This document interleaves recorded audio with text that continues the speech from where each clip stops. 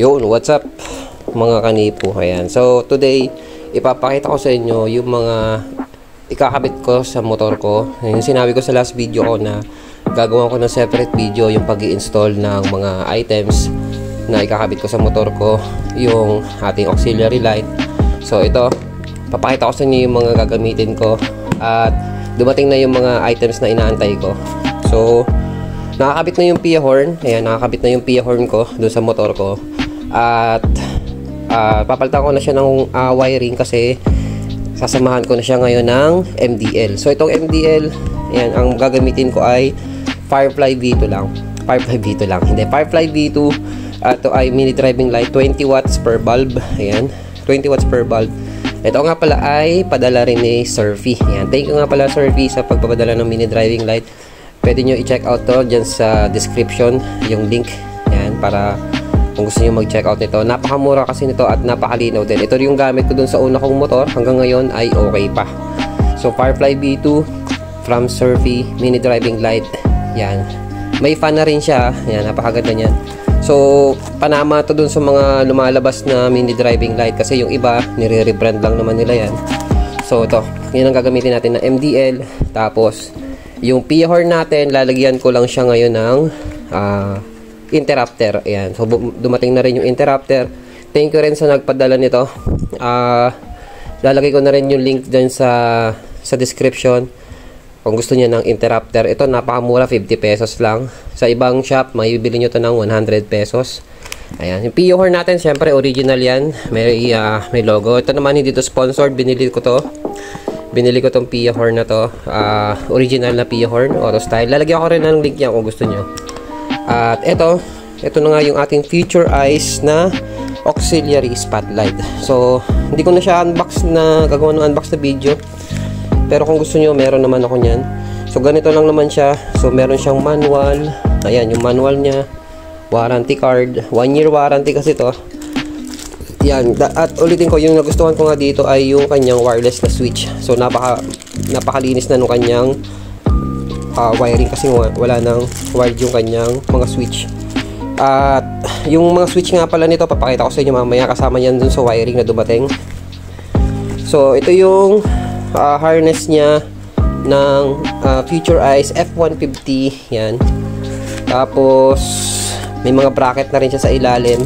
Pakita ko na lang sa inyo kapag i-install na natin. Yan, madali lang naman siya ikabit. So, bukod yung wiring yan, Future Eyes dun sa ating spotlight na mini driving light sa PIA horn. So, ito na.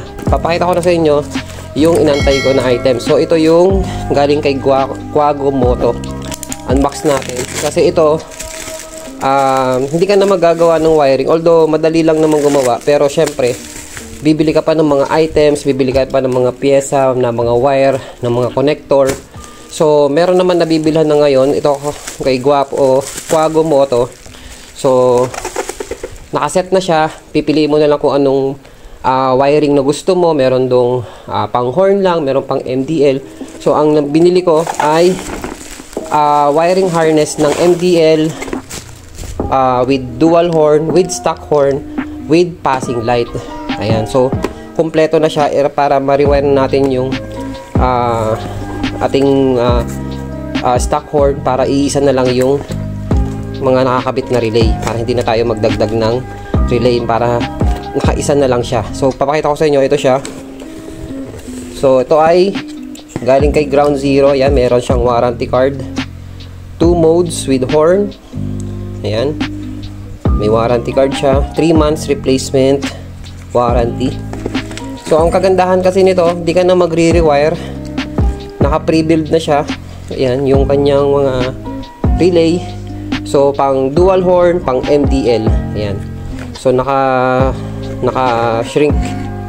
shrinkable tube na siya. Ayan. Tapos, 18 gauge yung mga wires. Nakaset na yan. May passing. So, may passing na rin yan. Nakaset na. Plug and play na lang talaga to. So, ito yung mga connector para sa MDL, sa stock horn. At meron na rin siyang kasamang 3-way switch. So, yan yung mga kasama. May mga connector pa siya. May mga shrinkable tubes pa dyan kasama. At ito may mga bracket pa. So yan, may bracket na rin kasama. Ayan, meron na rin siyang cable ties. Ayan, tapos ito yung kanyang, sana yung maliit na lang yung ginamit nila, no? Pero ito yung kasi yung generic na fuse box, yung malaki pa. Meron na kasing maliit nito, yung kasama dito sa Future Eyes. Ito. Pero wala namang problema yan, okay lang din naman yan. Ayan, pakita natin sa inyo kung paano natin install. Pakita natin sa inyo kung paano natin install yan. Let's go.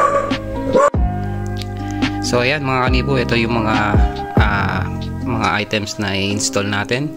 So pinakita ko lang sa inyo kung ano yung mga gagamitin natin, yung mga binili ko na harness, yung ating Pia horn original, at yung Firefly V2 at saka itong Future Eyes F150.